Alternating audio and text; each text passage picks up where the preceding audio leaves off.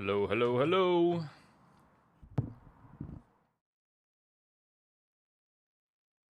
Are we rock and rolling?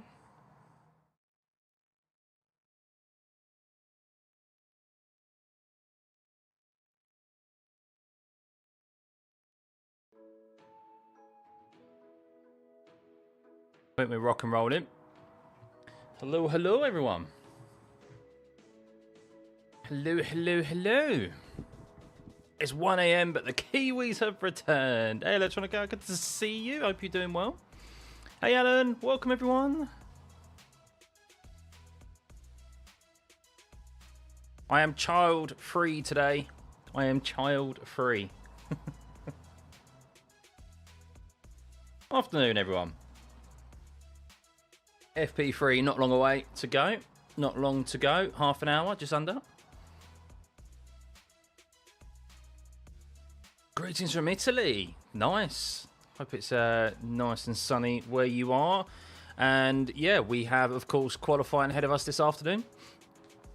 But yeah, FP3 to get underway first. Another unrepresentative session, but still a lot to do for the teams to dial in their setups and gather data and so forth. Still a few drivers that need to do a bit of work from what we saw yesterday. A stormy Texas, Q-Storm. Oof. Stay safe. No, it can get pretty hectic out there, can't it? You over in the USA, you get a lot of big storms compared to what we do here in the UK. Greetings, Van P. I see you. I see you. Yes, hello everyone. Chicago, Singapore. It's always great to see where you guys are tuning in from across the world.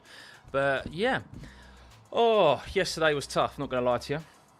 Daddy duties and streaming at the same time. I kind of forgot a lot of what I said yesterday.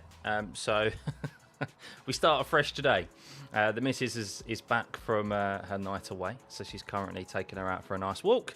So yeah, today we can get into the swing of things and actually focus on the data and have a look at what the teams have got. I mean, it does look like, looking back at it, that McLaren is very supreme here. They've got plenty of pace in hand, and I mean, Max, surprisingly, does look to be third fastest. Ferrari still have a bit of work cut out to catch up to them, as do Mercedes. Mercedes really didn't look good yesterday, so they need to turn things around, and maybe they have done overnight heading into today. So yeah, not long to find out, but still a kind of really unrepresentative session that we're about to head into, because it's a morning session or late mid-afternoon session hit there in Saudi, and then of course we'll be heading into the cooler conditions in the evening. No, no crunchy sound effects, no. Morning, Peter. Good to see you. Jimmy, good to see you. The thing I like about watching this race is that it's at noon in the US and not at a stupid early time like China and Japan. I know, all races now are either afternoon time or early evening or mid-evening time for us here in Europe, in the UK. The only race that will be early morning again now will be, where will it be? Vegas. Vegas at the end of the year, November. So we have the whole year. RB looks strong this weekend. Yuki P5. I mean, maybe. Yeah, maybe. The teams have really been trying to balance out, of course, it's a very unique circuit, Saudi, as we know. Need top speed, but you also need that downforce. And teams in the past that have dominated here have been able to have the best of both worlds, of course. But more often than not, you have to sacrifice something somewhere in relation to performance here in the setup. So yeah, in qualifying, the first sector is really important. Tyre warm-up has also been a bit of an issue here, as we saw even in practice yesterday. So could we see multiple outlaps or multiple laps on the same set of tyres, potentially? Because it's a very smooth circuit here at Saudi compared to the abrasive circuit that we saw in Bahrain, hence why we've got the softest compounder tyre here. So hopefully that provides us with at least a form of strategy, but still probably going to have to rely on some safety cars and some shenanigans out on track for any kind of intrigue, I think, here at Saudi tomorrow. Hey, Stephen! James, good to see you, all the way from South Africa, Australia. Gabriel from the Netherlands, good to see you as always. The regular faces and anyone else who's tuning in as a regular as well. Big thank you, guys. Not long to go. We'll have a look at some interesting data that I've found There's some good. I mean, I kind of take the data with a pinch of salt, to be honest with you, because so many people do it now on Twitter. There's so many like data analysis pages, but we'll have a look at some data just before the session starts. Did Red Bull have some updates? Do you think so? So they haven't got any updates. They've got track specifics. So teams have brought track specific wings and elements to this race. Nothing that is an overall upgrade though. Yuki is doing considerably well in the RB. He is not far off Max. Yeah, he has started off well here this weekend. Of course, yesterday did end on a sour note for him, which was a positive day. That just turning in a little bit too early and breaking the front left suspension. So, yeah, we'll obviously be looking not to do that again at the bare minimum. But, yeah, he looks pretty solid. Hey, Rob, where's my beautiful sidekick today? She is out with mum. Out with mum, so... yeah, I've been still looking. I was looking after her this morning as well, and then now mum's turn while we do these watch-alongs. Hey Taco, morning mate. So let's go Oscar Piastri. Yeah, potentially, he does look very strong. Right, should we have a look at some data? And just look at some top speeds and some things that I've seen online. So.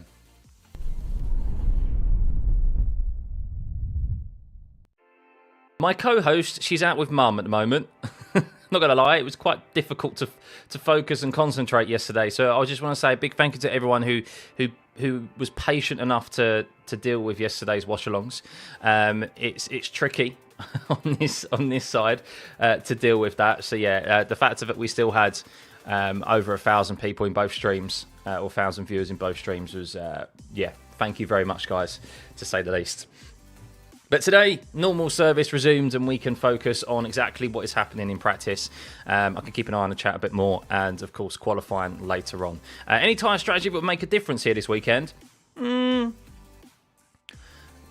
It's looking like that maybe the soft compound tyre is going to be a tyre of choice here this weekend. So I was listening to some interviews and it looks like that RB technical director was head of technical, whatever, something like that. He was being interviewed by F1 TV, and he was saying that what is going to be tricky here is switching on the tyres quick enough. So the hard compound tyre, while we are a step softer than last year, technically that hard compound would have been the medium of last year. It's still quite tricky to warm up, so that could play a big factor. Hey Amy, let's go Red Bull. Well, I'll tell you what, it's potentially looking positive. Yesterday was a positive day for Red Bull, and we'll get to that shortly. So we've got some top speeds here from FP2, which is the one and only representative session for the week, which was in the evening time, which is what we'll see qualifying held in and the race tomorrow. And you can see there, well, Nico Hülkenberg, supremely quick there. 337 kilometers an hour. That's very quick. And you can see, interestingly, down the back end there, you have Norris and Piastri with some of the slowest top speeds. And, well, they're running a little bit more drag, Norris and Piastri, as they did in Bahrain. They ran a setup that wasn't particularly quick in the straight, in the top speed sections. But McLaren is quick through the medium and high speed corners, and they look like they just have a very, very well balanced car here this weekend. Norris, of course, topped the timing sheets yesterday, as did Piastri, not far behind him, only just over a tenth in FP2. And it looks like that, really, barring mistakes, which we have seen from Norris, of course, less so from Piastri in qualifying, barring mistakes, it should be a very comfortable 1-2 for the McLarens. But I think a lot of it, again, is going to come down to tyre warm-up, tyre prep. That's where Lando fouled last week. His tyre prep in that final lap just wasn't good enough, and he suffered out of the slow corners. You only have really one slow corner here at one slow section, or two slow sections really here at Saudi, which is the first chicane, first and second corner, and then the last corner.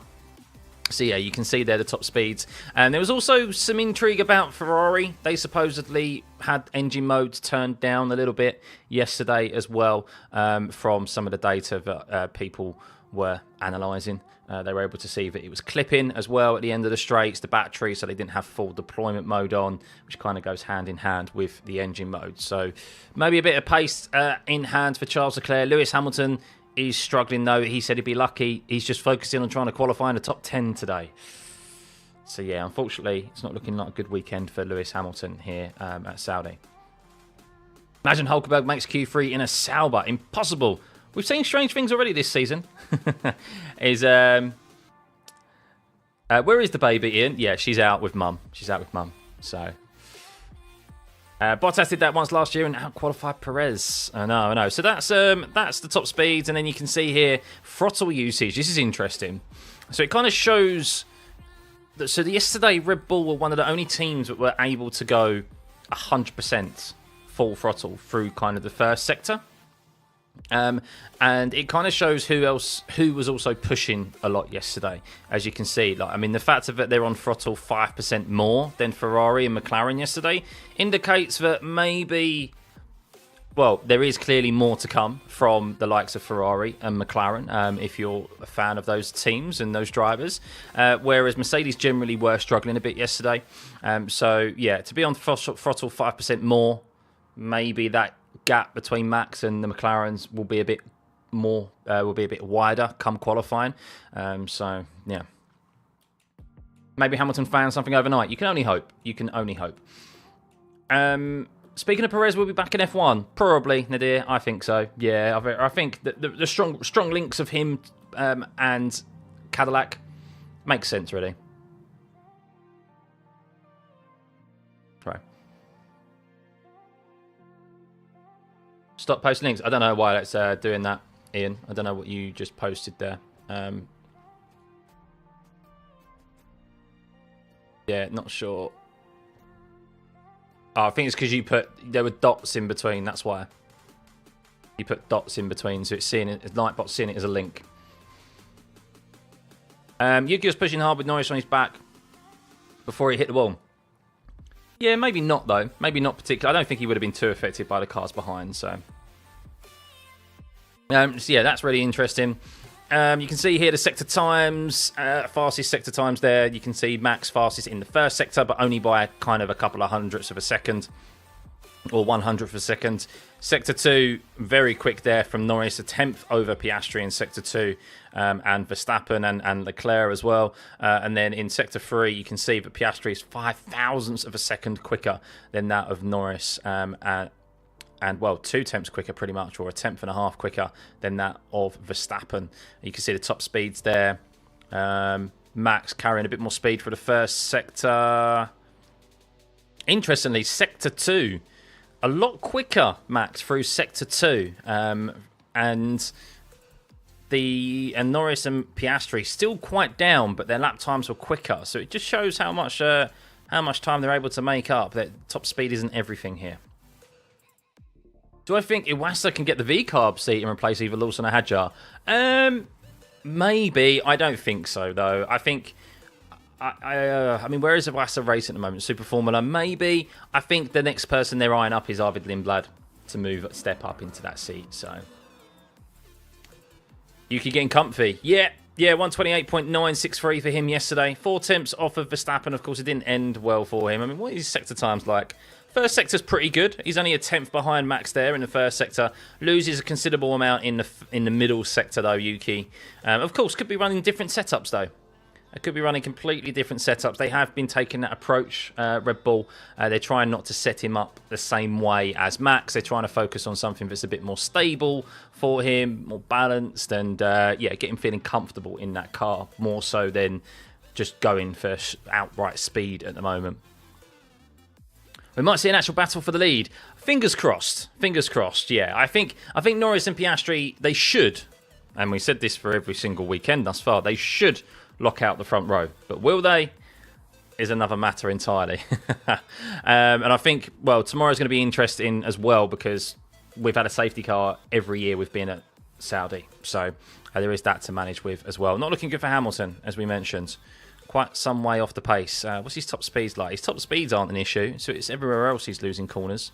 Probably under braking. So here's some lap comparisons here. It's probably more relative to kind of go here, to be honest with you. You can see where Max owns the sectors in comparison to the McLarens and Piastri. So quite mix and match there, really. No one's... You can see Max kind of dominates... Well, he owns 5, 6, 7 and 8, that section there. But Piastri owns the other kind of sections around it. Norris isn't quick anywhere other than the first corner in the first sector, but then makes up the rest of the time elsewhere. So they should give Lindblad a full F2 season or 2. They'll give him a minimum of full season. Yeah, they may give him 2. They're going to give him a full season. I don't think they're going to replace anyone halfway through the season again, especially in the RB seat. So I think Sainz is getting comfortable in that Williams car, as Sainz has been quick right now. Yeah, Sainz, I mean, he was good, looking good in Bahrain last week. It just was a shame that his race ended the way that it did. With that collision with Yuki, he did everything right there. He made a good overtake, and it was Yuki that lost control of his car. So, yeah, bit of a shame, of course. But he needs to take the positives from that last weekend. And he even said himself, which is a bit disheartening to hear, he went, I need to just... Because he got in a bit of a battle, didn't he, with like the Ferraris, and he made a couple of positions up early on, and then he got into a battle with Lewis Hamilton and a battle with Kimi Antonelli, and he was like, I need to just realise I'm not fighting these guys anymore, and just let them go. I need to learn to let them go. And he said that very dishearteningly, but unfortunately it's the truth for him at the moment. In that Williams, it's not a top seat, is it? So anything else here? And you can see here DRS Delta. Well, you can see, yeah, just obviously when they use DRS, when they didn't use DRS, their top speeds. Not much to separate all the teams really with without the DRS open. 3 kilometers an hour difference there. Aston Martin are just apparently really bad. Every report I've seen from trackside states that Aston Martin. So if you've got any Aston Martin driver or Aston Martin team in your fantasy team, I highly recommend switching them out because they look slow and terrible in the slow sections, and then they look very slow as well. They're just slow everywhere. Look very slow for the fast sections as well. So, would a race winner be decided in qualifying? No, but it helps, of course, at a track like this. McLaren will be hoping that they lock out the front row because then they can probably just drive off into the distance. But you still need to manage the race tomorrow as well and not do anything silly because there is that potential for red flag, safety cars. So, but the McLarens should qualify on the front row and they should just pull away from everyone. They do. But if they get stuck in dirty air, then it's a different story entirely, as we've seen already this season. Albon and Behrman carrying your fantasy team. But yeah, that's pretty much it for the data, guys. I'm just going to set up the live data, which is up. I think it's up ready. I think it's up rock and rolling. It is. So let me just sort that out.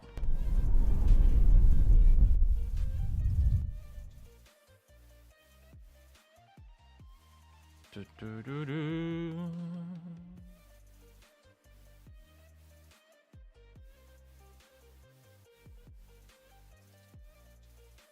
think we're good to go. Looks like it.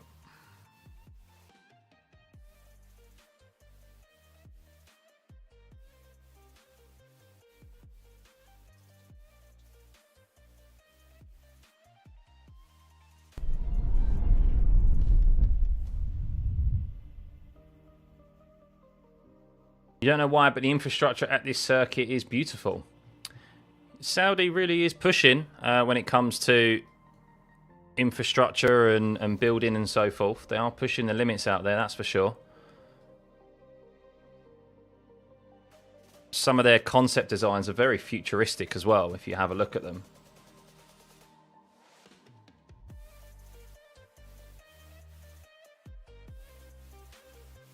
Where's that track? There we go.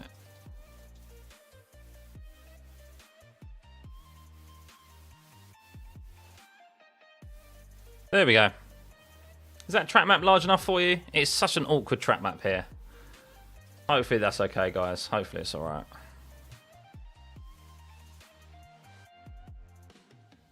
I need to move that over.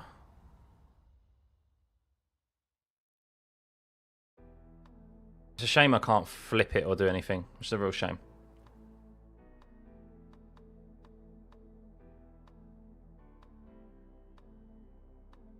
Good? All good? Sweet. We're ready to rock and roll. Ready to rock and roll. Happy days. Are we seeing quality runs this session or conditions not really relevant? It's 5th currently a track temperature of 53.1 degrees. So no, we probably won't see. It wouldn't surprise me if we don't see a lot of. We wait for teams, or the teams are going to wait for that track temperature to drop a bit, probably below 50 degrees if possible, before they head out there, because that is a crazy track temperatures. That's 3 degrees hotter than what we saw yesterday. It starts at. So yeah. Whew. Oh, why's the subscriber count changed? Hang on. Got the sub count. I need to change the yellow flag. It's not actually a yellow flag, by the way, guys. Just don't worry about that. But yeah, that is a crazy track temp. So it'll be very telling if we see drivers go out there on the hard compound tyre. If we see teams go out on the hard compound tyre, it's not really going to be a tyre. It's not really going to be a tyre to a race tyre tomorrow, or a tyre that's used in the race. Sorry. So yeah, that's going to be really telling. They don't probably want to just waste any soft tyres because they need them for qualifying this afternoon or later on, and for the race tomorrow. I think the soft tyre is going to be a viable choice tomorrow. It wouldn't surprise me if we see teams go out there on the hards and just use those up. If they don't, then the hard compound tyre might be used tomorrow. So it's going to be very telling to see what they use. Where's the star of FP1, Anthony? she's out at the moment with the missus. So yeah, I'm child free here today. Woo! Hey Graham, good to see you. What determines the order of the drivers in the data before they go out? I don't know, to be honest with you. I generally don't know. Car number? Is it car number? Max is number 1. What's Lando's car number? I don't have a clue, to be honest with you. So, would I teach baby Stuffeyy to play golf? I will do, yeah. I'll get her into golf. You all miss her already? Oh my god, sounds like she was the star of the show yesterday. I thought it was potentially a bit annoying for you all. But yeah, thanks guys. Thanks for tuning in as always. But yeah, we can focus on today. Oh my god, that track temperature is increasing. 53.4 now rather than 51. Surely we're going to see the hard compound tyre, not the softs. And teams will still want to get out there and try different setups and so forth, or gather data. But this wasn't the FP2 results. No, it wasn't. So afternoon, Mark. Good to see you. But yeah, welcome everyone. I hope you are having a great Saturday. It is Saturday. I've completely been thrown off what day it is because we've got a bank holiday here. Obviously, Easter weekend here in the UK, and we've get a bank holiday on the Friday, so a day off work on the Friday and a day off work on the Monday. Likewise, school. So yeah, my days are a little bit thrown out at the moment, but yeah, hope everyone's weekend is treating them well and you're ready for some F1. Now, will we see a lot of running in this session? Your guess is as good as mine at the moment. Ah, yes, track temperature just fell slightly there, half a degree down to 52.9. Because, yeah, it's not representative at all. We saw track temperatures around just over 30 degrees yesterday in the FP2 sessions. This is similar to Bahrain. It could provide us with a good spectacle of racing tomorrow because teams, like a sprint race weekend, only have like one relative session to actually dial in the setups. Everything else can be kind of guesswork. We've seen these cars throughout this regulation set be very temperamental to the conditions, haven't we? Particularly like Mercedes, they have kind of struggled yesterday. So is it because of these increased track temperatures that we are seeing them maybe struggle a bit more? But yeah, we'll see. Work to do. You missed FP2, but heard Yuki had a moment. He did. He did. Yes, Gavin. He turned into turn 27 too early. So innocuous. You can see the short that I put up to see exactly what happened with Yuki. And yeah, broke the front left suspension. So, hey, Jabu, good to see you. Welcome, everyone. Welcome. She's doing very well. Honestly, is this my stream or is it Mila's stream? Baby Stuffey's stream? Honestly, more people. How am I How am I? You know? But not for a few of you just to ask, how am I doing? You know? I'm fine. Thanks for asking. Yeah.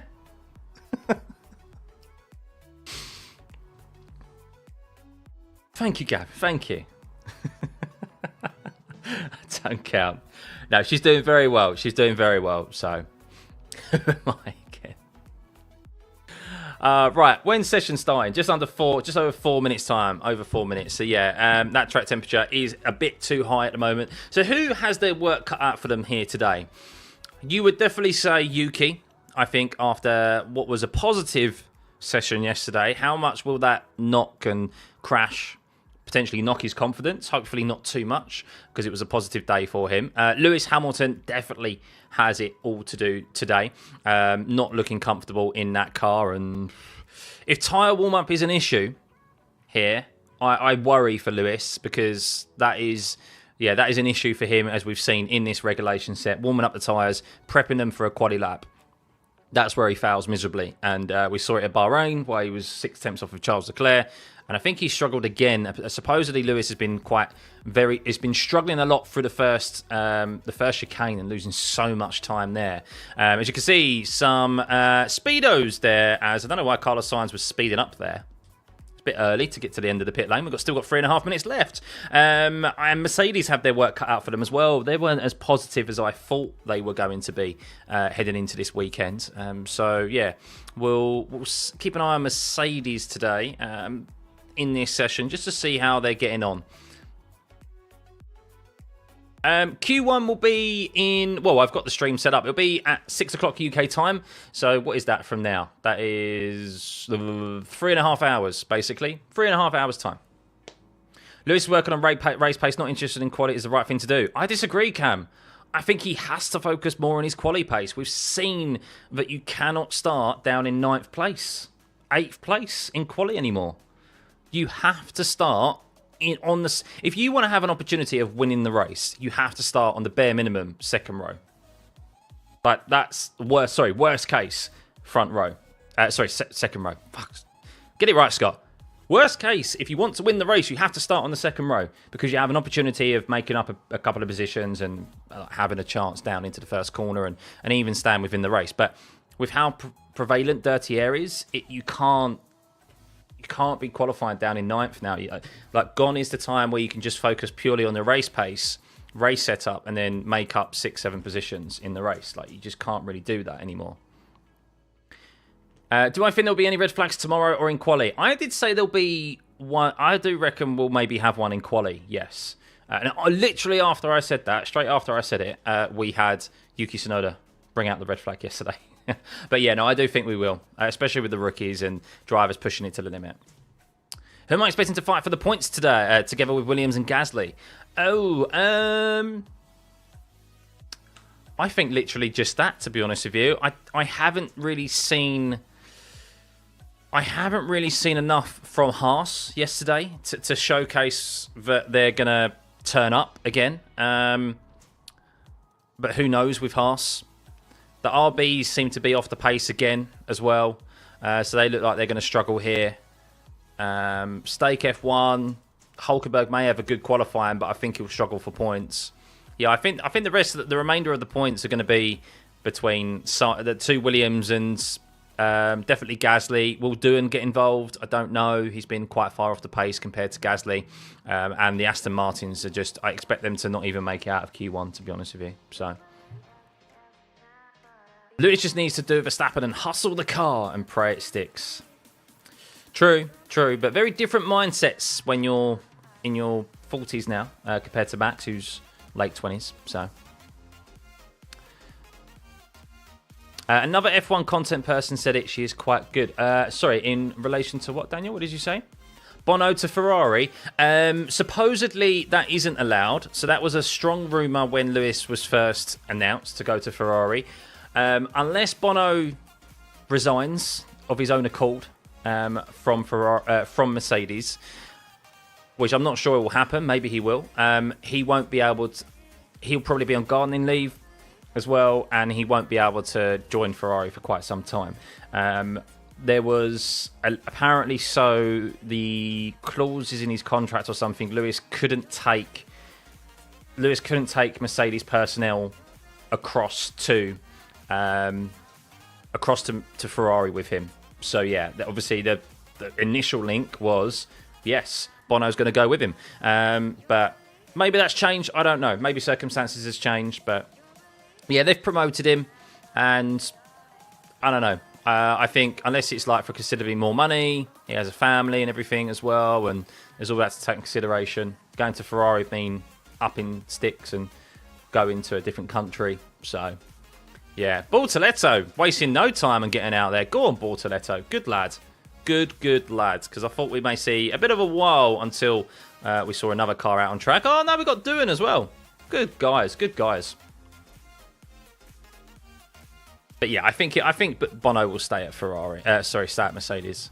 So compensation for being exiled to the garage in FP2. What is the pink padding material? We've discussed this before. I think it's just the material that has to be used with inside their helmets. So it's the padding on the inside. So, oh, interesting. Doohan's out on a set of softs. That's intriguing. I thought we'd see drivers save softs in this session because of how hot the temperatures are. I mean, it's 52.2 degrees. That is considerably hot. Alonso's on the set of hards. This is what I kind of more so expected to see, especially with issues with tyre warm-up, which has been seen. So probably not going to be used for the race tomorrow. You want to save the softs for quali and for the race tomorrow. So. We need a banger of a quali, honestly. I think we will get that here. I think we will. I think we'll see. We've already seen drivers clip the wall already. Multiple drivers have clipped the wall here this weekend. Of course, Yuki's done it more so than others. But qualifying later on, we could see that again. And there's no room for error here. Like, you hit the wall and you can't turn into the next corner. You're into the barrier. So, and that means red flags. We need Jeddah 21 quali. Yes. I think we may get it. I think we may. Hey, Tiger. We're missing a star of yesterday's show. Keep her safe on the walk.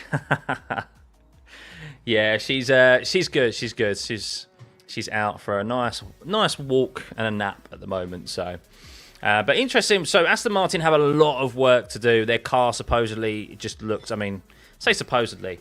Actually, I think she's home now. I just heard her come through the door. They're really, really slow in every sector at the moment. Every kind of type of corner, slow corners, fast corners. I think they've pretty much given up for this year already. Alonso's very I mean, he's not his necessarily buoyant self, of course, but he's also not like down in the dumps. So they know obviously there's a lot of focus on next season. Adrian Newey has been confirmed that he's not spending any time on this season's car. It's all about 2026. That's where all of his resources going. So unless there's pressure externally from Aston Martin investors, I can't see there being too many improvements with Aston Martin this season. Does a pink head padding must be used? It says at the race thing up top. Yes. Yeah. So I think it's just it's stated every single time. All the drivers use the same sort of padding inside their helmets. They either use Bell helmets or I don't know what the other make is. There's like two types of manufacturers that they use and suppliers they use for helmets. Majority of them use Bell helmets. So yeah, I think that's what it is. Why did they pit? Not sure why they pitted and came through the pit lane there. Yeah, not entirely sure. Obviously didn't want to go down and start finish straight for some odd reason. Bortoleto though, 32.1 for him. So yeah, track temperature is falling a little bit, 51.2 now. So that will decrease, and we'll start to see more drivers out there as the track temperature starts to decrease. But still not a representative session, so we probably won't see too much from the teams. We will see. I do assume some push laps at some point, because the drivers will want to get in that flow of having some push laps, and of course they are able to do a practice start procedure as well.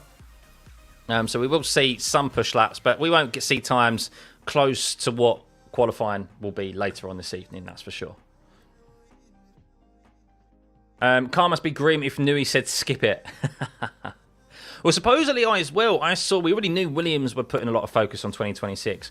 And from what I saw, whether it's true or not, they are dedicating all of their wind tunnel time to 2026 development, which is crazy. They're not even going to develop. That sounds like they're not even going to develop this year. They're just focusing all on 2026. So yeah, a lot of teams obviously banking on next season. It's an opportunity for them to start get a launch on everyone. You know, it's a proper mix up of the regs with the engine change and of course active aero as well. So it's going to be a completely different set of regs. It's really going to change things up, and we could see something like Braun. We could see a team that's at the back of the grid become the quickest team. You think Mercedes engine will be strong in the next regs along with Aston Martin? Yes, Aston Martin's got Honda, haven't they? So George Russell doesn't look like he's heading out anytime soon. He's got his feet up.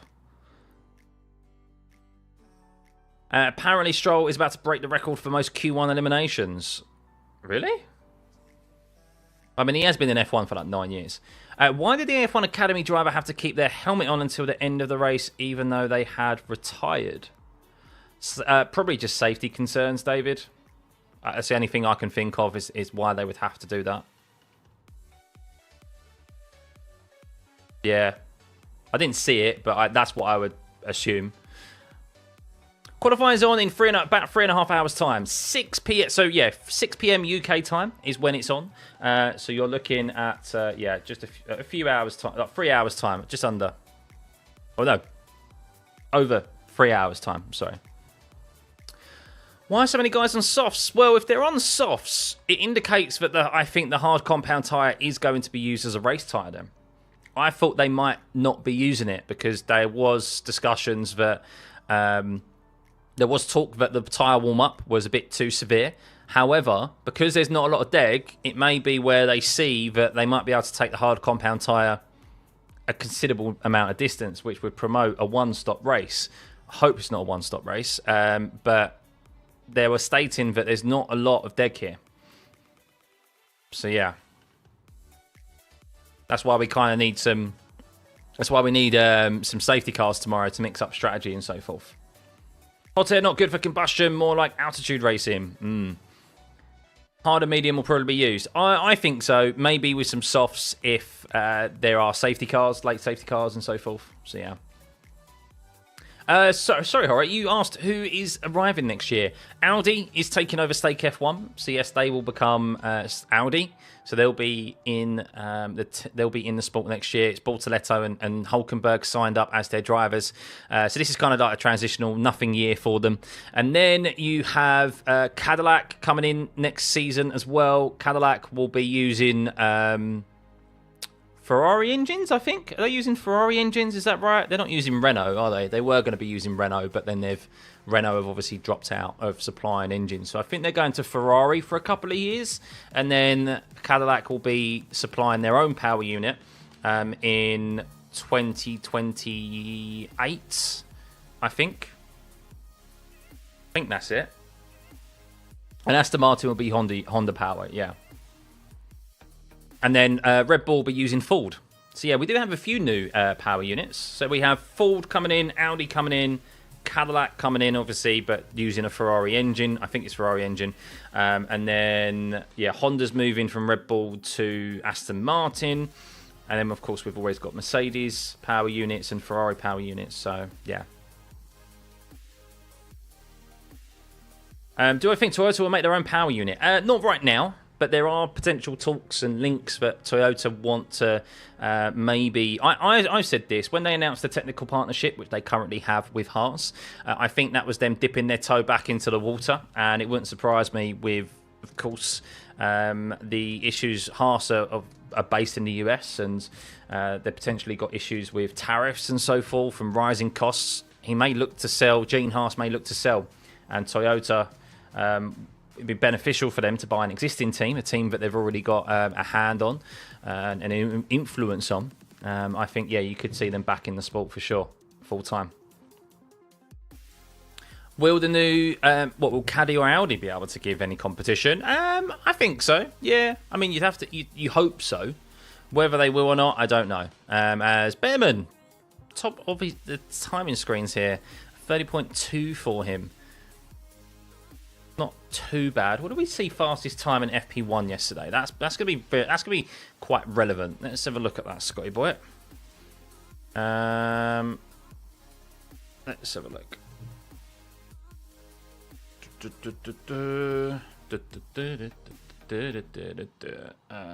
Where are we? Results. 28.3. No, that was FP2. That was the evening session. So it was about a second off of the fastest time. So FP1, 29.2. That's what we saw fastest lap time in by Pierre Gasly yesterday. 7 thousandths of a second quicker than Lando Norris in FP1. So that's sort of like what we're looking at. We're still a second away from that at the moment. Ferrari's out on softs. Yes, yes. Good guys, good guys. So Lewis has a lot of work to do.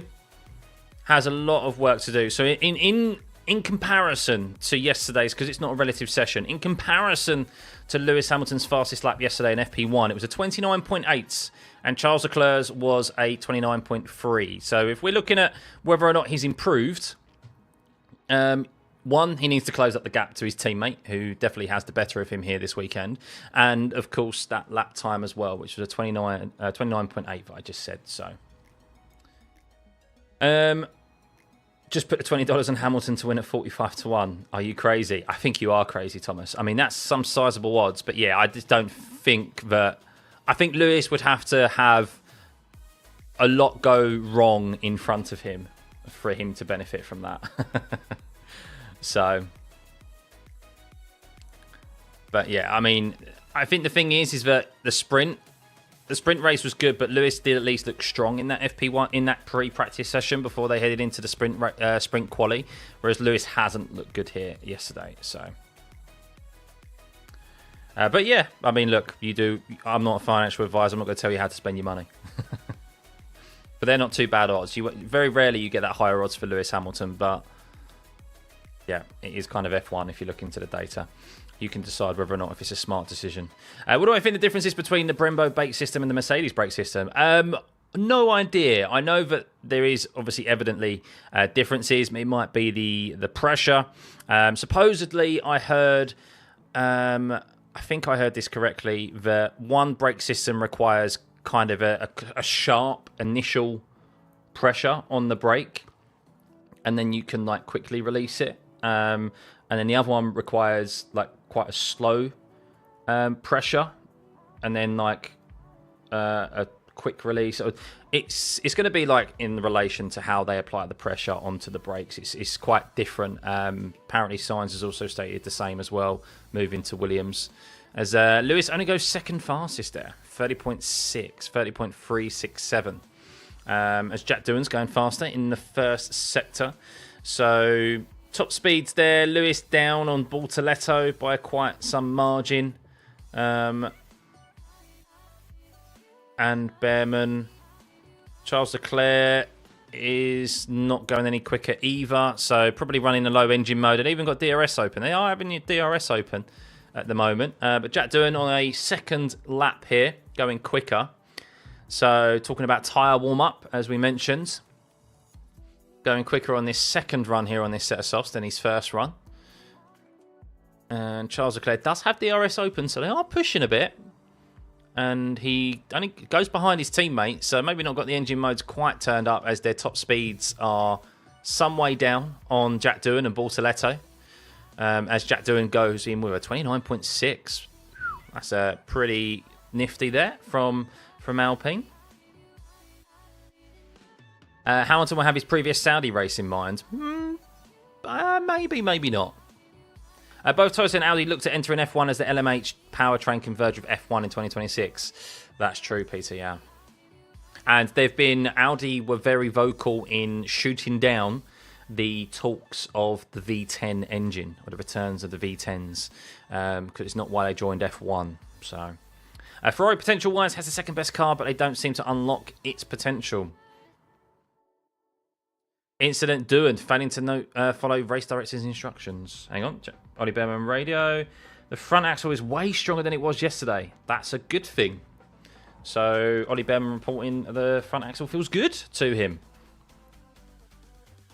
So they spent 7 years in F1 without a win. They spent hundreds of millions and got through 9 drivers. Different team, different company now, though, isn't it? Very different company. McLarens are on a set of softs as well, as you can see there. So we'll see how the McLarens get on here. Track temperature now below 50 degrees. So getting a bit cooler. Teams coming out now. So, hey Glenn, good to see you, mates. Alpine has been fast this weekend. Do I think they can get into Q3? Yes. Yeah, I mean, they'll definitely will be aiming for Q3. They'll be hoping for Doohan to see if he can sneak in there as well. I think Gasly is almost a given to get into Q3. If he doesn't make it into Q3, he's going to be severely disappointed. So,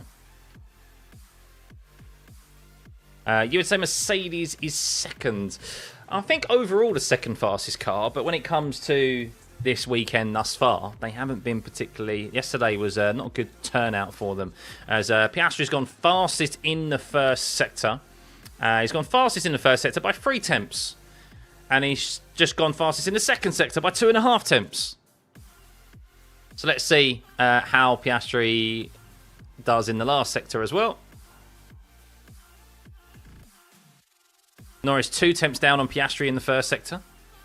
Lewis is struggling more than we expected. He doesn't have the edge. Alonso was much quicker to adapt and get up to speed. Yeah, I think it's this set of regs, though, as 29.118 there for Piastri. Half a second quicker than Jack Doohan. Not hanging around at all. Yeah, I think Lewis has just struggled with this set of regs of cars, hasn't he? They're the biggest and bulkiest in F1 history, and they stated when they first got into them that like trying to turn into the corners was just like the understeer is like just didn't like the car, and yeah. So Norris a couple of thousandths quicker than his teammate in the middle sector, but that first sector he was down on Piastri. We'll see if he can recover a bit of time in the last sector. Topped FP2 yesterday ahead of his teammate by over 1.5 tenths. And he's second fastest there, less than 0.08 of a second. Well, less than 0.09 of a second separating the 2 McLaren drivers. So interesting there. It's going to be close. It's going to be close between them. We'll keep an eye on Max. Of course, these conditions are totally irrelevant. The track conditions have just increased a bit. It's going to cool down by about 20 degrees by the time we reach qualifying in 3 hours' time. So. Hamilton is master in the mediums with this Ferrari. Still struggling when it comes to hards or softs. That's why you can't count on him for quali. Yeah, I think that comes down to tyre prep, doesn't it? Really? Comes down to tyre prep. People won't admit it. Lewis is too old for it now, just like Fernando. Flashes of brilliance, but will never be the same at the top again. Young man's game. I don't disagree that he's not at his peak. We've said that. I still think he's got enough in him and enough drive, and I still think he's fit enough and quick enough. Same as Alonso. I think if you give they're very much guys who need to be motivated, and of course, being a Ferrari, he is very motivated. But Alonso isn't motivated at the moment. He doesn't have the car to hand. It was only 2 years ago that we saw Alonso fighting for podiums and getting podiums. We've seen it when Lewis does have the car underneath him and the confidence in the car. He is able to provide some still brilliant performances. I think it's the fact of that they just don't have the machinery. Simple as throughout this whole regulation set. Very few drivers have had that car underneath them where they've felt comfortable like throughout the whole season. 2026 will be a reset for a lot of drivers, regardless of age. So yeah, we'll stay tuned for next season to see whether or not Lewis and Alonso still have it. But yeah, as you get older, biology, the senses aren't as sharp anymore. But we'll see. Max Verstappen, though, fastest in the first sector, as he was yesterday in FP2 as well. But loses a bit of time in the middle and last sector over the McLarens. We'll see how he gets on here. Even though, I know I keep saying it, even though it's in temperatures that we won't see in qualifying. And, well, he's put a couple of hundredths on Norris there and Piastri in the middle sector. So Max, at a track where degradation isn't looking to be too high here, similar to Suzuka, that Red Bull, that peaky Red Bull, is in a nice window, it seems. So Max could throw a spanner in the works of the McLarens here this weekend. And he does indeed go quickest, 0.04 of a second over Piastri. As Lewis now goes fastest in the first sector. Here we go. Lewis Hamilton, fastest in the first sector. Here we were just all dunking on Lewis Hamilton. Come on, Lewis. As Hadjar's reported, he's got issues with the drink system now. Oh, God. Hadjar having issues inside the cockpit, isn't he? A couple of weeks ago, it was... oh, wow. Leclerc's just gone 2 tenths quicker than Hamilton and Verstappen and Piastri in the first sector. So maybe the track is starting to ramp up a little bit. Lewis fastest in the middle sector, though. Let's keep an eye on this. Sorry, talking about Hadjar. Had issues, of course, with the seatbelts a couple of weeks ago, didn't they, in Suzuka? As Fernando Alonso, what are you doing, bruv? You just love to get in the way of Lewis, don't you? Anything to do with Lewis, you just get in the way, you salty man. I'm sorry, I just had to say that there because he slowed down and looked like he was letting Lewis through, and then it's just like he's gone side by side with Lewis through the last corner. What is he doing? What are you doing? Honestly, Charles Leclerc goes to the top of the timing screens there and puts 2 tenths on Verstappen. I'll have a look. I'm waiting to see the TV coverage, but I noticed it and I was like, okay, he's letting him pass before he gets to turn 27, and then he was side by side with him.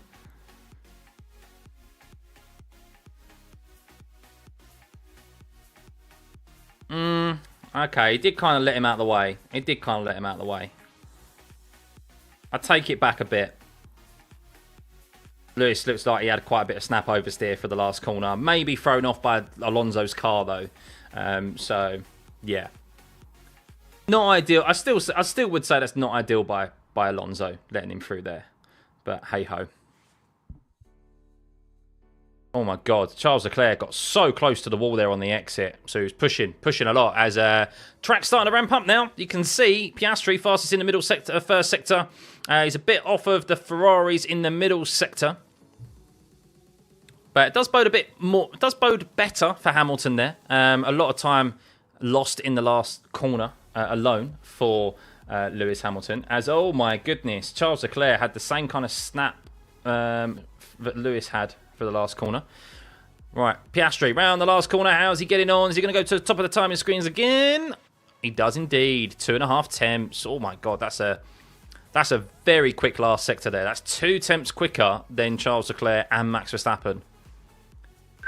As Norris quickest now. 32.19. So we are starting to see some push laps. It's all kind of irrelevant still because of track temps and so forth, but it's still relevant to an extent. We do expect the McLarens to be strong. What is interesting is that the cars are going quicker on the second lap. That's very evident. So I think we may see that in qualifying this afternoon. Is that with tyre warm-up being a bit of an issue here, that second lap is actually better for the softs than it is the first lap, which normally is what you'd see. So 28.6, already quicker than yesterday's laps in FP1, which were in similar conditions. Norris, 20, slightly slower in the middle sector, so not a good middle sector for him. Russell, 7 tenths off of Piastri at the moment. That's very slow for Russell, isn't it? As Norris only goes second fastest. Bit of a slow last sector as well. Lost a tenth in the first sector and lost a tenth in the last sector. So that advantage he had in the first sector was lost over the remainder of the lap. But you can see Max is still in the pits. He's not worried about doing another lap, it seems. Russell, let's keep an eye on Russell and Antonelli because they're quite far off the pace. Let's see if they improve on that second lap, as we just mentioned. The free ride F1 media give Alonso and the pathetic praise puddle they collectively become whenever he does a scintilla of something positive is disgusting. I do agree Alonso does seem to be kind of immune to criticism from media. He very, very rarely gets criticised, which I think it doesn't matter who you support. Every driver should be up for criticism.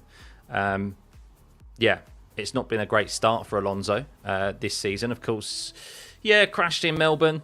I still think he could, it was a driver error there. People will say the gravel threw up. I don't think it was the gravel. It was the way he covered the curb.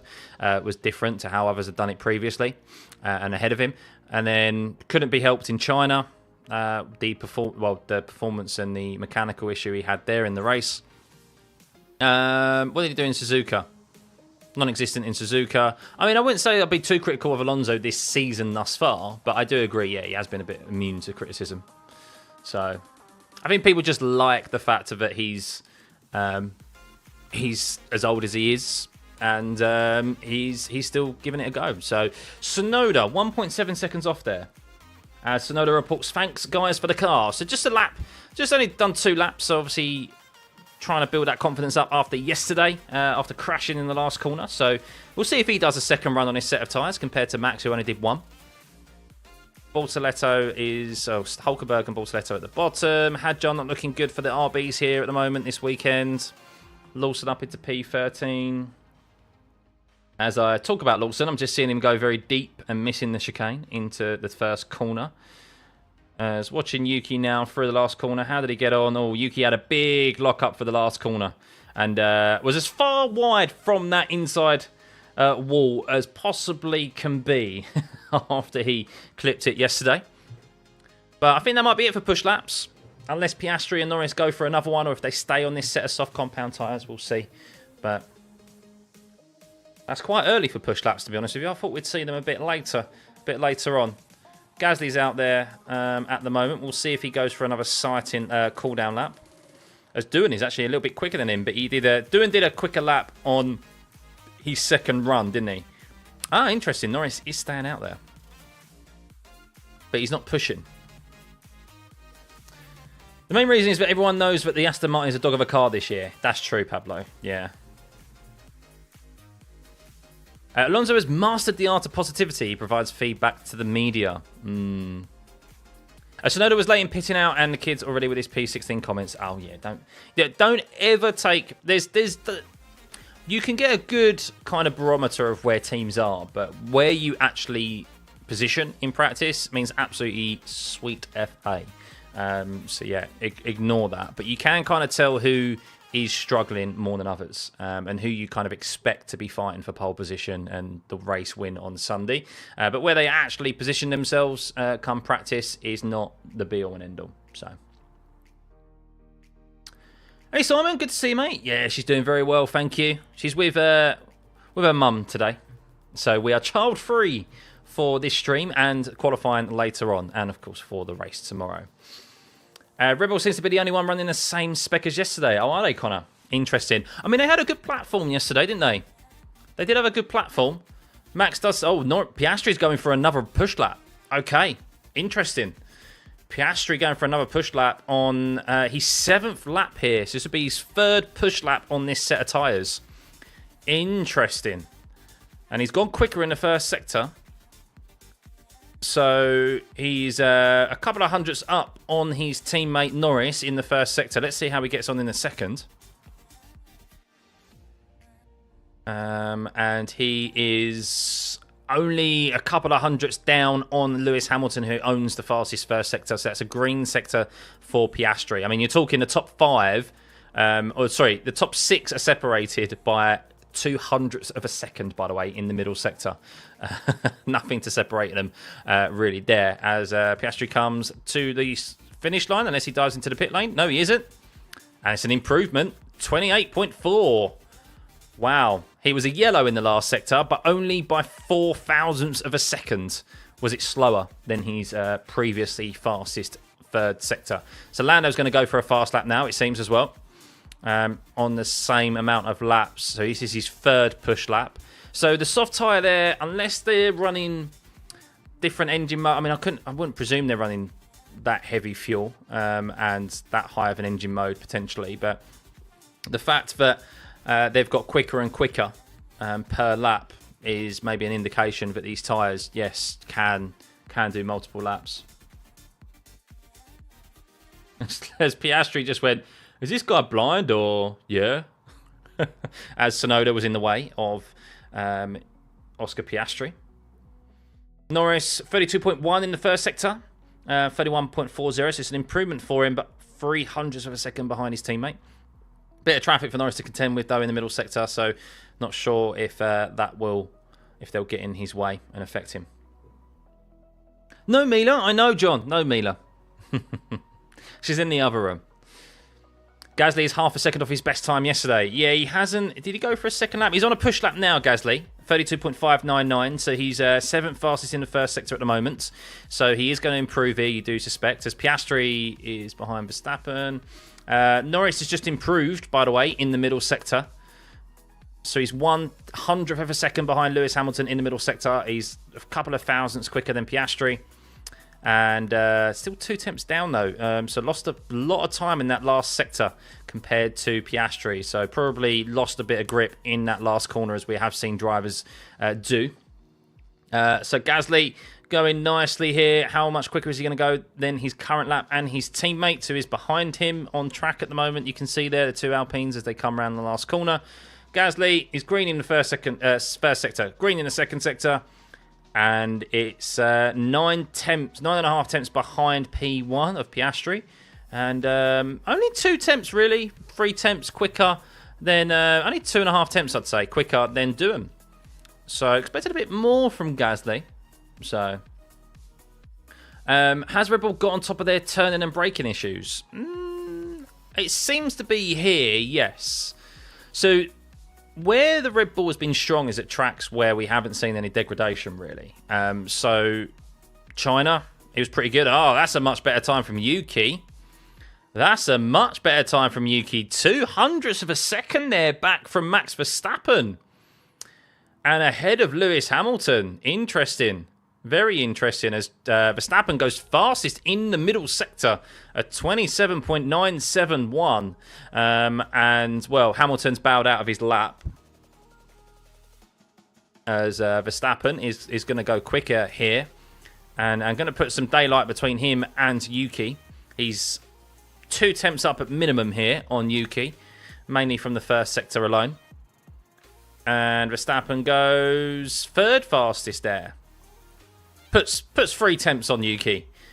Puts 3 tenths. But that's a still good show, isn't it, by Yuki there being 3 tenths off of him.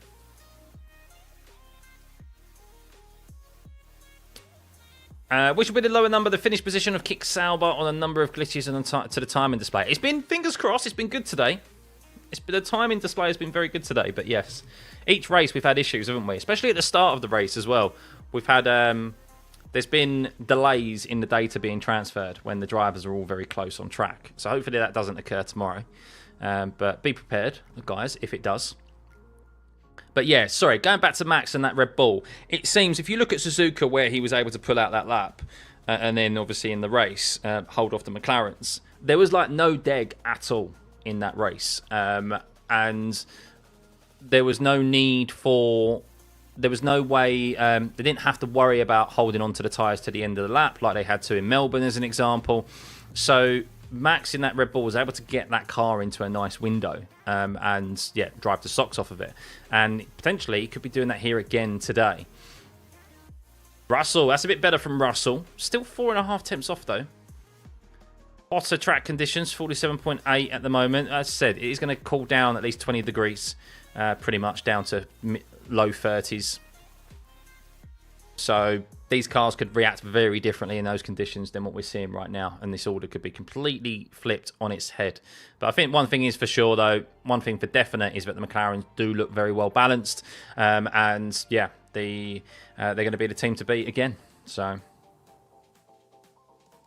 what time's qualifying, Simon? It is on at 6 p.m. UK time, so you're talking about 3 hours time. Just over 3 hours. Just under 3 hours time now, I think. So Hamilton is struggling in that first sector. Yes, so supposedly, so the first sector, where they're losing a lot of the time, the Ferraris, is in the first corner. So they have a lot of top speed, the Ferraris. They have quite good top speed, which is required here because the only places you can overtake here primarily are down into turn 1 and kind of down into the last corner. So they're the primary overtaking positions. So if you've got the top speed, you're not going to have to worry about being overtaken. But where they're losing time is into turn 1 and turn 2. The rear, apparently, from what I've seen and from what I've read online as well, is that it's just quite unstable. Obviously, which you'd get from a lack of downforce if you're running a lower downforce package. So yeah, they're struggling with the grip, the rear grip into turn 1 and turn 2. And yeah, it's just setting them back for the whole lap.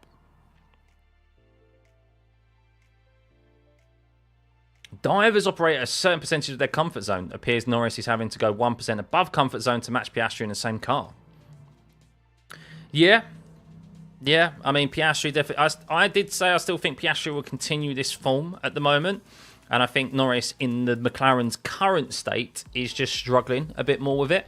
He did seem very positive in his comments yesterday though, Lando. We do know that he is always wears his heart on his sleeve and is a bit too open sometimes with his comments of how he's struggling. And yeah, he said yesterday that he seemed very positive with the car and it was in a nice window for him. So I still think it's going to be one of those close sessions where you're talking thousandths of a second separating the two drivers again. As Albon jumps up into P6, Hamilton needs to pull a lap out of the bag, you would suspect. As Leclerc improves and heads up into P3, not too bad from Charles Leclerc. Hamilton is, I say, trying to push 32.7 for him in the first sector. So no, maybe not got the engine turned up quite as high now, maybe, or maybe he did, or maybe he just made an error as well in the first sector in that first corner, like we mentioned. He's been struggling with. Cheers, Simon. Much appreciated, man. Hopefully, you wasn't charged yesterday 3 times the amount or whatever you was trying to donate, buddy. But yeah, appreciated it nonetheless. Carlos Sainz, P5. Ooh, starting to say that Williams is sneaky quick, you know. That Williams is sneaky quick. I think they could maybe upset the apple cart here later on in qualifying. Antonelli down in P11. He needs to pull his finger out, doesn't he? Why is there so many excuses regarding Lulu? Not excuses. You're just trying to ascertain where that loss of time is trying to ascertain where that loss of time is. So, yeah. No, you wasn't, Simon. I'm joking. You wasn't. I didn't get anything come through, so don't worry. It feels like Baku's going to be a banger race based on how close everyone's race pace is. Cool, you're getting a bit ahead of yourself, Raven. We've got a good few races yet until we head to Baku. If we've been honest, Sainz showed pace at last practice, so it isn't a big surprise. No, but it is still a surprise to see a Williams ahead of a Mercedes, Lewis, Yuki even. Gasly just improves there into P10. So, but the fact, as I mentioned at the start, guys, the fact that we haven't seen the hard compound tyre here in FP3 does indicate to me that it is going to be used as a race tyre on Sunday. Potentially a one-stop on our hands. They have gone a step softer here this weekend. Pirelli were on the C5, C4 and C3 tyre than last year, but it's not a very high deg circuit. So, yeah, tyre warm-up. I think we're going to need some safety cars and stuff to maybe make things a bit interesting tomorrow. But hopefully I'm wrong, as always. Hey, Moon, good to see you. Hope you're well. My day is going swimmingly well. Hope everyone else's is too. And if you're enjoying the stream, guys, hit that like and subscribe button as always. I know I've seen a few subscribers coming through. Big thank you to everyone who has subscribed. I do apologise if I don't catch each individual subscription that comes through. Trying to push on to 45k now. We hit 40k last week. And yeah, continue to grow this great community that we have grown here, guys. So yeah, hope you're enjoying. And we have over 2,000 of you in the stream right now and only 260 likes. I know you might not have liked the stream before, but trust me, that thumbs up button, it really does help push this stream and grow the channel. So it'd be much appreciated, guys. And it's also just a little token of your appreciation for you enjoying the stream and what we're doing here. So, do I think this track is better? The concept of Saudi Arabia building a highest sloped and longest track in F1, which is for 2028. I mean, I would like potentially... What would I like more from this racetrack? I feel like I'd like some more harder braking zones. So the problem about tracks like this is that they're great to watch in qualifying, but when it comes to racing, you need kind of more hard braking zones. Now, we do have turn 27 and turns 1 and 2, but I feel like maybe something else further down the track. I mean, ultimately, Sector 2, you can't overtake at all. There's no overtaking spot, really. We do sometimes see some overtakes if someone gets a good drive out of turn 13. But for the most part, we don't really see any overtakes through the middle sector. It's all down into turn 1 and 2 or through into the last corner. And even then, the last corner, because of the nature of the DRS being down into turn 1 and 2, a lot of drivers don't even go for that overtake. So I feel like they need to spruce up some more viable overtaking opportunities on the track. And it can still be very quick, so... It was you who forgot to like Lily. Unbelievable. Unbelievable. This is one of the hardest circuits to drive along with Singapore, so for sure there will be some crashes tomorrow. Maybe crashes in quali. I do think we'll see a crash in quali. I really do. No overtakes with red flag, 100%. You reckon? I hope not. I really hope not. So, what sim racing wheel do I use? I've got the VRS wheel and wheelbase. Highly recommend it. They've just released their latest wheel, which is cheaper than the one I've got. Highly recommend that one as well. And yeah, I can't recommend the VRS products anymore. Of course, I'm a partner of theirs. However, there's a reason I'm a partner for them, because I pushed them to become a partner, because I've heard very good things about them. And yeah, the pedals are freaking amazing. So, highly recommend them. And whether they strap wet tyres on Lawson before putting his car into the garage, because they probably just wanted to put a set of tyres on. So, oh, and we got some fresh rubber on here, guys. Interesting. Track temperature is cooling a bit, 47 degrees now. I didn't think we'd see another set of softs out there, you know? I didn't think we'd see it. Another push lap coming, guys. More push laps coming. Interesting. You watch all of my live sessions, Hemel? Thank you. Why is Carlos not doing well? Sainz is up into P5. What do you mean he's not doing well? Are you behind in the stream? Click the live button and you'll speed up the stream to now. And you can see that Sainz is actually in P5. Only 4 tenths behind Piastri. Hamilton looks like his usual pace in the last 3 years. Yeah, it does look like that at the moment. We'll wait to see if the Ferraris come out on a fresh set of tyres. I mean, as I said, it's still not really relevant to what we're going to see in quali in a few hours' time with the cooler track temperatures. But I'm interested to see how the McLarens get on and Mercedes. Mercedes really need to do some more here, it seems. So, right, George Russell on a push lap here. So let's keep an eye on George. We have seen, as I mentioned, these tyres be quicker the more laps they've done on them. So the first lap might not be the quickest here. For George Russell, it may be the second or even third push lap. What is my favourite track in the whole calendar? I love Silverstone. British bias, don't care. I just love Silverstone. I think it always provides great racing. Georgie boy. Georgie Porgy. Fastest first sector out of anyone there. How about Piastri, though? Piastri's on fresh set. Will he go quicker than George? Let's see. First sector, Piastri. Yes, he does. 2 tenths. Oh, he's just dunked 2 tenths on George Russell there into the first sector. How about Lando? Lando's got caught up by Hulkenberg, so probably not. Oh, actually, that's not too bad. Lando Norris only a couple of hundredths behind Piastri, with Hulkenberg in his way as well. Russell just put a 10th. So the 2 Mercedes are now first and second in the second sector. Expect Piastri to remove the Mercedes from the top, though. Unless Behrman gets in his way. Yeah. Oh, my goodness. Piastri just put 3 tenths. Oh, wow. Oh, wow. And he just put 3 tenths on Norris in the middle sector as well. What is that? What is that middle sector from Piastri there? Where has that come from? A 28.2 from George Russell. That's good. But Piastri is just going to make him... Piastri is just about to go... Get back down there. 27 point... He's just put 7 tenths on George Russell.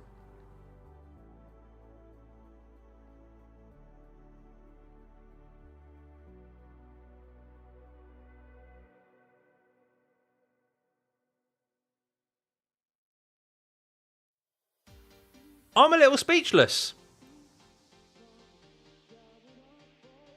I'm a little speechless that he's just done a 27.5. I'm a little bit... I am speechless that he's just done a 27.5 in 46 degree track temps. We're 4 tenths off of pole position of last year, by the way, which is a 27.1. Holy moly. Verstappen's 9 tenths off. It's just practice. It's just practice. I am just saying it. It's just practice. Doesn't mean diddly squat. But, whoa. Whoa. Yeah. Okay. Okay. Those McLarens, yes. I tell you what, if McLaren don't get the front row lockout, shame on McLaren. Shame on them. This should be the easiest front row lockout of any race we've seen thus far. They are supreme here, it looks like, at the moment. Hamilton and Leclerc are on a fresh set of tyres as well, so we'll see how they get on. But that is, he's just put how has he put 3 temps on Norris in the middle sector? I'm intrigued to see what Norris did. Norris potentially maybe a little lock-up maybe or something into turn 13, because you really need to set up the corner. It's all about turn 13 really, the exit through there for the middle sector. So that is a in clean air, that McLaren is a rocket ship. Yes, it is. So Oscar's only 0.41 off of last year's pole. 0.41, or is it 0.41? I thought it was a 27.1 was pole position last year. Let's have a look. I can check that. I thought it was... Let's have a look. Qualifying... No, sorry, yeah, 27.4 was pole position last year. So you are correct. Yeah, he is less than a tenth, or less than half a tenth behind pole position of last year in 47-degree track temperature. Unbelievable, unbelievable. Right, so Hamilton's not on another push lap, so he's on another out lap. Interestingly, as is Charles Leclerc. No, Charles Leclerc did do a lap. Sorry, 28.3. So Lewis is on, unless he had an issue for the first, unless he's, they're on board with Charles Leclerc at the moment. So no, nothing in relation to, But Charles Leclerc's just like 8.5 temps off of the McLarens there. Oh my God. I'm expecting a back-to-back Constructors' Championship with McLaren. I mean, at the moment, yes, this is what they need to do. There could be advancements made throughout this season with the other teams, but I mean, if they have that much of an advantage, you could probably see a lot of the other teams throw in the towel pretty early and just focus solely on 2026. So, McLaren were touted to be having a bit of a less of an edge at Jeddah due to the other 3 teams having a slightly better straight line advantage, but apparently that was misplaced. Yeah. Look, it's just practice still. But yeah. Right, let's see Hamilton now. So Hamilton is on a push lap, I do presume. We'll see how he gets on. So first sector is where he's lost quite a bit of time. So you're looking at a 32.1 in relation to his teammates. So that is really where Lewis should be comparing himself. The McLarens are just way too quick right now as he heads to the end of the first sector. And it's a 32.565 there. So that's slow. So, yeah. He's either not pushing or he's just slow. To be fair, Flexi Wings aren't the sole reason McLaren is so fast. No, exactly. And they seem very relaxed about the whole Flexi Wing issue, don't they? Oh, pardon me. Bless me. Yeah, they seem very relaxed about the whole Flexi Wing thing, didn't they? People are trying to make a big thing about it, but 27.979. So Lewis is actually quicker than Charles in the middle sector there. But that first sector's terribly slow. Predictions on the 2 green wheelie bins. I think Hulkenberg's going to make it into Q2. I really do. I think he may even push for Q3, you know. I think Hulkenberg's got something in the bag here this weekend. Race pace, though, completely different. Who knows? Supposedly, Bortoletto and Hulkenberg have been testing out different setups. One's got more of a higher downforce setup. One's got more of a lower downforce package. I think Bortoletto's been running the lower downforce package. So, yeah, that's why there's a bit of a difference in lap time at the moment and performance from Bortoletto and Hulkenberg. So, McLaren has 2 drivers that should be competing for podiums every race. And that's at the bare minimum. Yeah. They should be locking out the front row every single race, to be honest with you. Mercedes and RB should still be fighting. George and Max is very close to the world. Yeah, there is still time out there, guys. There is not a 7 temps gap, I believe, between over a single lap to Russell and Piastri. What did Alonso do to impact Hamilton? Oh, nothing earlier. Nothing. really, in the end. He was just a little bit in his way. A bit off his line. But Alonso's improving here, but Alonso is only... He's 8th fastest in the first sector, 11th fastest in the middle sector. Mate, the fact that Piastri was half a second quicker than the Ferraris in the middle sector there is unbelievable. How can you make up half a second in that middle sector? There's not a lot to it. Lewis too slow at corner number 1 and 2. Yeah, that's where they've been bleeding time. That was particularly Lewis. With that low downforce that they're running, he just can't get the rear under control through turns 1 and 2, it seems. So, do I think Adrian Newey can make Aston Martin great next year? He can have an influence, but it all depends on how that Honda power unit is going to be. It's more engine dependent next year rather than the actual aero. So, Ferrari are terrible at finding a clear track for their drivers. Yeah, look, ultimately there's still time out there. I think it's clearly evident the McLarens are they're in a fight for pole position themselves, but the gap will be closer to Piastri and Norris from the other teams when it comes to it, with a bit more of a clearer track. And of course, cooler track conditions play a big factor as well, guys, as we mentioned. Oh, yellow flag. What happened there? Did Hadjar have a moment? It's a very odd place for a yellow flag to be thrown there. Hadjar's okay. So that was very premature. It was only for a brief second. But it should have been... It was probably thrown for a reason. Oh my god. What is Jennifer Lopez wearing? And she looks good for her age. Don't the big teams, especially Ferrari, have literally hundreds of machines analysing the data to make sure their drivers can do their push laps in clean air? They do, Andre. That's the crazy thing. Oh, Norris improving, by the way. Here we go. Norris improving. He's put a 10th on his teammate in the first sector. He's lost a bit of that time in the middle. But how about the last sector? Oh, a 27.489. Oh my god, these McLarens. Stop it, McLaren. You're going to get nerfed. They keep going on the way they're going on. They're going to get nerfed.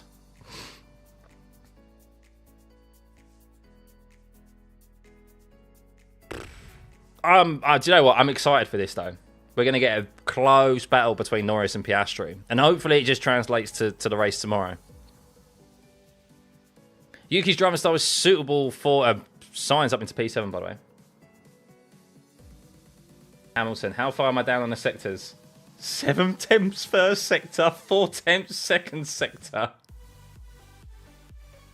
Jeez, is Hamilton's reply. Jeez. Yes, jeez. You're 7 tenths down in the first sector.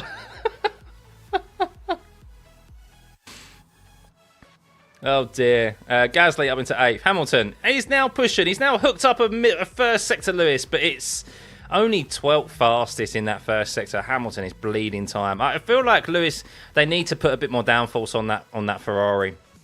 He is just struggling in that middle first sector. He's okay in the middle and last. He's okay in the middle sector. He's 18th fastest in the last sector, by the way, Lewis, at the moment, with his fastest lap. So 28.006 is not a good middle sector for him either. So, thank goodness McLaren having the fastest car like Red Bull in 2023. At least there won't be a season. Well, this is the thing. At least they'll have 2 drivers who should hopefully be allowed to fight it out. Unlike, of course, with Red Bull. And Lewis only goes P12 there. So yeah, not good. Not good for Lewis at the moment. Struggling. See if he can step it up in quali. They might. I think they have to make some changes to that car of his. He's struggling too much for that car to be... Even if you think like the car can make progression in the race, he's not going to make up the progression that's needed in the race. Like Charles is like 4th. He needs to be top 5 minimum, doesn't he? So a lot of guys driving tractors this season. Sorry, going back to Lickett, what did you say? Yuki's driving style is suitable for the Red Bull car, and it's also similar to a Max Verstappen driving style. Do I think that Yuki is going to be closer to Max or something worse? Well, he's already showcased he's closer to Max. So the car itself, so they have made improvements to that car. They have made significant changes to it. So it's not the same car that Liam Lawson drove in the first 2 races, or that Max drove. They are also taking a difference in approach to Yuki's setup with his car as well, because of what they've learnt with Sergio Perez, with what they've learnt with Lawson. They've decided to try the approach of a more balanced setup rather than just go for a fast setup like Max obviously has very tricky setups, but it's a quick car to drive. Rather than copy that, they're trying to just get their second driver some confidence in the car, and confidence translates to speed. So yeah, he is, with his experience as well, a lot closer to Max than the others that have come before him. And yeah, long may it continue for Yuki. Oh wow, Oscar Piastri hit the wall. Oh my dear, oh my days, his left rear hit the wall through the middle sector. Oof. Is the 2026 car for Audi Sauber designed by Audi technical guys or Sauber? It's entirely Audi. Sauber is no longer Sauber, it's Audi outright. So, the gap between the 2 McLarens and Nof is too much. Do you think there'll be a complaint by the teams? No, I don't think so. Look, there's a big technical red coming in for the Flexi Wings in round 9, which is Barcelona. So a lot of the teams are hoping that will peg McLaren back. It may do, it may not. But at the moment, look, I think this just indicates that the McLaren is an all-round, very well-balanced car. It can perform in low-speed corners, higher-speed corners, medium-speed corners, any circuit, and in any track temperature. Whereas some of these cars might only perform well in certain windows, temperature windows, as we've seen from the Mercedes in the past. So we are going to get cooler track conditions come qualifying, so that gap I do suspect will get closer, but I think the McLarens are still definitely way ahead. They're at minimum, the McLarens at minimum are 3 tenths ahead of the field, and that's what I'd expect to see the gap be come qualifying from the McLarens to the best of the rest. So everyone was saying Hamilton better than Leclerc. Give Charles his due. Man knows how to drive his Ferrari. Yeah, and Charles has been at that team for God knows how many years. So Hamilton's in his 5th race and Charles has been at Ferrari for 5 years. So something like that anyway. So yeah, it's understandable that Charles is the quicker driver, as he should be. Lewis had the sprint race, which was great, but these are struggles that you'd expect to see teams have. I mean, Ferrari aren't exactly hitting the ground running. Sainz has had his issues heading to Williams, but yeah, even by Lewis Hamilton standards, this is still quite poor. You expect him to be closer to Charles. So, me recommending a cheaper wheel so everyone can gain advantage. No, I'm recommending it because this wheel I've got is being discontinued, so you won't be able to buy it anymore. And I actually do want to get my hands on the second wheel. Well, I should be getting my hands on the second wheel because it's got more gadgets and gizmos on it. So, just because something's more expensive doesn't mean it's actually better. So, when's the start? The qualifying's in a few hours' time. We have 1.5 minutes left of this session. And it's been quite an interesting FP3, to be honest with you. I didn't think we'd see this many push laps, so. Lady Luck, yes, and Leclerc beat him Sunday with a problem on the front wing and was faster in the race after winning the sprint. Yeah, it's true. Well, they made changes to his setup, John. I'm not making excuses for him. The track temperature was 10 degrees lower from the sprint race to the race on Sunday. The teams obviously had a lot more data to hand as well after having the sprint race and the qualifying, so they knew what to particularly change on their cars. And Lewis changed things on his car that didn't work for him when come the race on the Sunday, hence why he got disqualified in the end.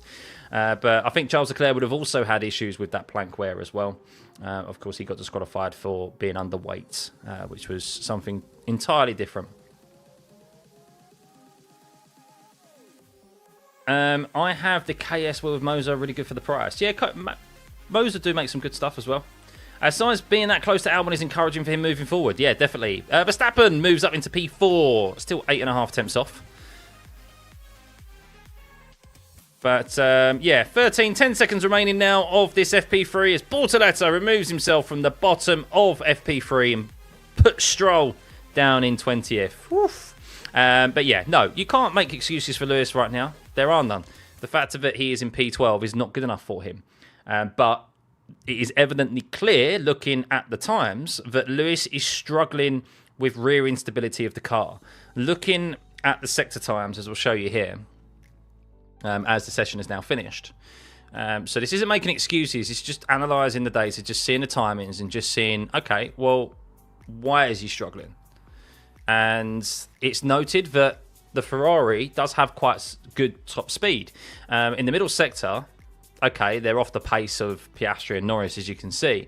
But in the corners where you need the downforce, you need that rear stability, i.e. the first and second corner, turn number 13, which sets you up for the second sector, and the last corner, turn 27, the Ferrari is struggling. It's losing rear stability. And Charles Leclerc has much more of a handle on it than Lewis does. And Lewis, that you can see there, that first sector is so slow, 2 tenths back off his teammate. Actually, just slightly quicker than his teammate in the middle sector, but the last sector is tragic for him. And, well, obviously, if you see the footage, but you guys can't, but the rear is stepping out a lot for him. I feel like between now and qualifying, they just need to add a bit more downforce to Lewis's car. Otherwise, he's going to be not even making it into Q3. I think they need to just whack a bit more on there. They need more wing. They need more rear stability for Lewis. And look, you need him to be up into Q3. You can't be having him out in Q. Just if you're Ferrari as well.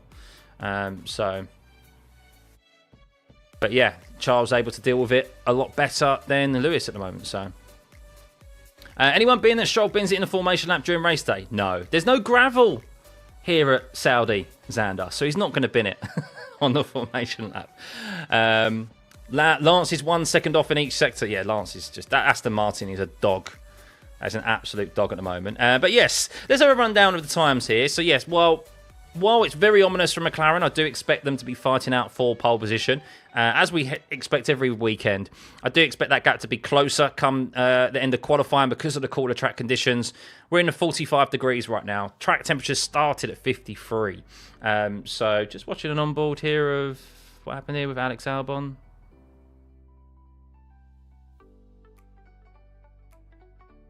Oh my God. Alex Albon had to get out of the way of Charles Leclerc. Oh my goodness. That was a bit close there. But yeah, Norris P1 there, a 27.489. It's going to be a really close battle between the two McLarens and Piastri. 0.02 of a second off. That's pretty much pole position of last year already in 45 degree track temps, by the way, guys. So we're going to see that. We're going to see easily 26 seconds, maybe even 25s come Q3. George Russell P3, 6 temps back. Made improvements overnight, it seems. Mercedes, they were struggling yesterday, so it bodes a bit well for them that George is able to be P3 there. Verstappen in P4, we'll see if he can dig deep, maybe get P3, maybe he's got something. Charles Leclerc, I cannot go faster than this. Charles Leclerc, this is what I feel is the limit of the car. I cannot go faster in the corners. It's just all 4 tyres sliding. Yep. So Charles Leclerc dealing with it a lot better than Lewis Hamilton, as I mentioned. Charles Leclerc, speaking of him, in P5 there, 8 tenths back. Albon, not far back off of Charles Leclerc there. Neither is Carlos Sainz, the 2 Williams. Keep an eye out on those 2. I think the Williams could really split Q3 up here today. Gasly in P8, he's been looking good. Yuki Tsunoda, good bounce back from him in this session after binning it into the last corner yesterday. Antonelli in P10, he's been struggling. A Q3 for him will be pretty solid if he can get into Q3, as he's also struggled. Hadjar in P11. Hamilton, we know, we've discussed him a lot here this session, is struggling in P12. Setup changes required, I think. Lawson 13th, Alonso 14th. Doohan, how is he? He's 3 tenths off of his teammate, which isn't that bad, but considering that how close the field is now, that's resulting in, well, 7-place difference, even in practice. Behrman 16th, Holgerberg 17th, Ocon 18th, Bortoletto 19th, and Lance Stroll 20th. And there we go. Speed traps. Yes, I have time for speed traps today, Dusko. Let's have a look. So here are the speed traps. And, well, you can see here that I will go down in a second so that you can see where the McLarens are. But you can see there, first sector, Charles Leclerc is at the top there. Lewis Hamilton is a bit down, only a couple of, you're talking a couple of kilometres now, so it's not a lot of difference. Sector 2, Hamilton and Leclerc still quite quick, as Verstappen is. Through the speed trap itself is here, in between turn 26 and turn 27, guys. So that's where the speed trap is. That's where they're reaching their highest top speeds. And, well, you can see Hamilton and Leclerc quite high up there, as is Verstappen. And, well, if we scroll down, Piastri, one of the slowest in the speed traps. Piastri, slow here in the middle sector as well. Well, I'd say slow. Just 1 kilometre an hour difference. The middle sector, sector 2, 327 kilometres an hour there. And they are so quick through that middle sector, the McLarens, compared to everyone else. So I think Lewis, if you're Ferrari, I think for even Charles Leclerc, I think you need to just add a bit more wing. I think you need to add just a touch more rear stability to the car, because McLaren are clearly showcasing that, yeah, it's not, while they're the best balanced car at the moment, it's not all about pure top speed. So I think the Saudi track is very dangerous. Those blind corners are going to cause a huge accident one day. Well, keep an eye out in qualifying. Yeah, we have seen, I mean, we've already seen a bit of impeding here. They're a bit more lenient here at Saudi because of the nature of the circuit and how quick it is and how wide these cars are. That if you are kind of caught impeding, you don't get a penalty. But it's going to be a very busy Q1. It's going to be a very busy Q1. Lewis is coming P7 in the race, isn't he? Probably, mister. Yeah, so lower that Ferrari just a tiny bit. They're probably afraid to do it, TC. They're probably afraid to do it after what happened in China. Although this is a smoother circuit. But there are still bumps here, and there's still curbs that they need to ride. So, the motivation is not the same for Lewis compared to Leclerc, who dreams to win a title. I think the motivation is still very high for Lewis. I think to say he isn't motivated is unfair towards him. Yeah, I don't think motivation is playing a factor into why his performance is off compared to Leclerc and others. So. Add more wing. Doesn't the drivers know that after P3? Well, you'd think so. You'd think so. Maybe they have made some changes, but clearly the issues they were seeing in practice yesterday are carried over to today. And that performance right there might force them into making a change. So, we'll see. Not long to find out, though, guys. F1 fans love seeing sparks. FIA should allow more plank wear for that. Well, we already get plenty. It's just because they run it the 2 days. It's for safety. It's for safety concerns. So, if Lewis didn't win Silverstone, well, what can you do then? You've been a Ferrari fan for 4 months and you're already a heart medication. Can't they lower it for qualifying, then push it up for the race? No. Ride height is something that they're not able to change with the setup come qualifying. So yes, you are locked in once you set the car up for qualifying. Do I think that Lewis from 2007 to 2008 will be slow as now? Probably not, no, because I've said before, like, he's 40 years old and there's no sportsman who is at their peak at 40 years old. So no, most definitely. But look, he's still got the pace, but it's very different in this set of regs and with how this car is handling at the moment. So it's still 20 main races left and 5 sprints. That's a long way to go, I know. Very, very long way to go. What is Hamilton... Right, let's start that sentence again. What is going on with Hamilton's car? Well, what is going on with Ferrari in general? They are running a bit more of a lower downforce package than other teams, and they've got a lot of rear instability. So the rear is sliding around a lot in the high traction zones or low traction zones. The slow corners where they want high rear traction, basically. For turns 1 and 2, turn 13, and turn 27. And in those corners, they're just bleeding so much time. Hamilton a lot more so than Charles Leclerc. Charles Leclerc has stated he cannot get any more time out of the car in its current state at the end of that session there, and all four wheels are just sliding around. So I think Charles and Hamilton will make some changes to their cars. So couldn't watch it, but as a Lewis fan, you didn't miss much. No, it's only practice as well. So qualifying is where it matters, guys. Qualifying is where it matters. Didn't Ferrari say that upgrades are working though? It doesn't look like that all, to be honest. They can work, but if you don't set up the car in the right window, then it doesn't matter what upgrades you've got, does it? So they're still limited. When you have won 7 Worlds title and your dream is to get one, but I agree, he's still got motivation. Yeah, I mean, his motivation is not going to be as high as it was as a 27. As he was when he first joined the sport. Of course not. But he's definitely still got that motivation. So if he didn't, I don't think he would have stayed on it and decided to join Ferrari. So you want to see Sainz outscore Lewis for one race to put him in his place? Ooh. Well, the way it's going at the moment, Carlos Sainz is looking very good for a Q3. So, do I think the lower track temperature in qualifying will help or hinder Ferrari?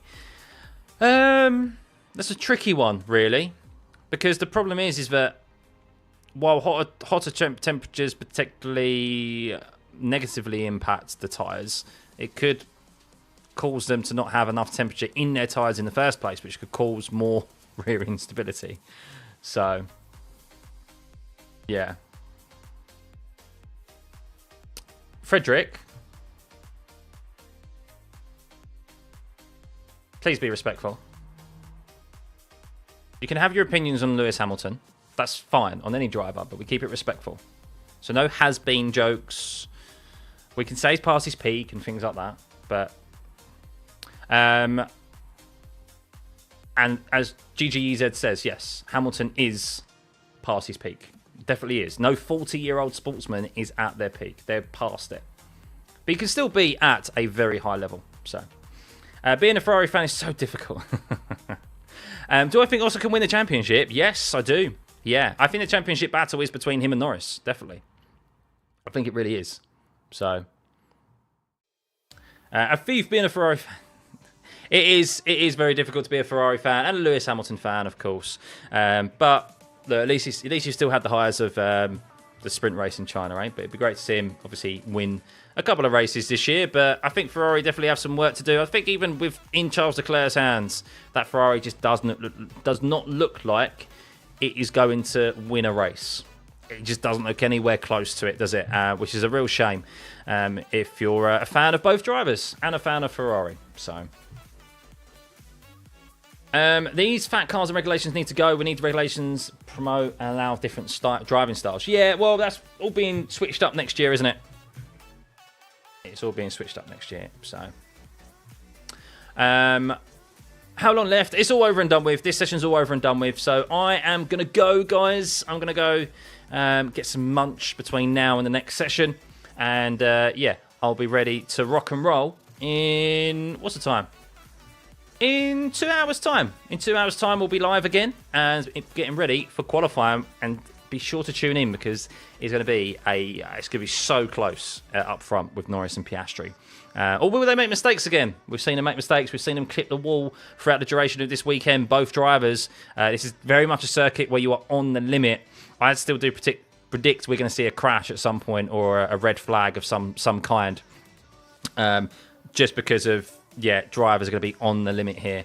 So, yeah, definitely one to tune in for, guys. One question, what's my opinion on Merc and Ferrari race pace? To be honest, I haven't paid too much attention to it, Mango, so I can't give you an informed opinion on it. So I do apologise. I'll have a look between now and qualifying to see what the race pace runs have looked like. But it's a bit tricky. It's a bit tricky to ascertain, really. I think there's only what we can see from FP2 yesterday because both of this session and FP1 is not representative because of the track temps. So just subscribe. Thank you, John. Thank you for everyone who subscribed this stream, by the way. And continue to hit that like button. We've still got 1,200 of you here. We'll be back, yes, in a couple of hours' time. I suggest you guys go and do the same. Go get some sustenance and whatever it is that you need to do within the next couple of hours, because qualifying is definitely one that you do not want to miss. So, yes, we'll see you in a couple of hours' time, guys. Thanks as always. Bye. See you then.